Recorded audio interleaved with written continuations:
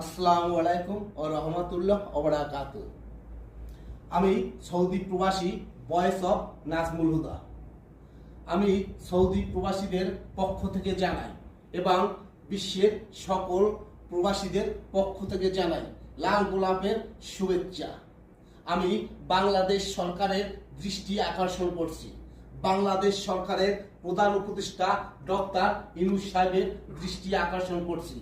আমরা প্রবাসীরা যদি প্রবাসে মারা যাই, আমাদের লাশ যাহাতে সরকারি খরচে বাংলাদেশে নেওয়া হয়, এই আইন পাশ করা হোক।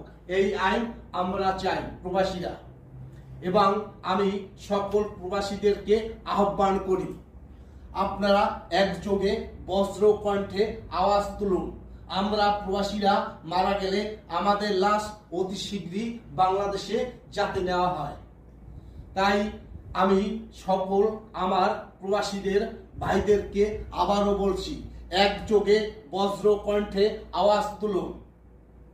আমাদের এই দাবি যদি সরকার না মানে, আমরা আজীবনের জন্য রেমিটেন্স শাটডাউন করে দেব ইনশাআল্লাহ। আমার প্রবাসী ভাইরা আমার সাথে সব সময় আমার পাশে থাকেন।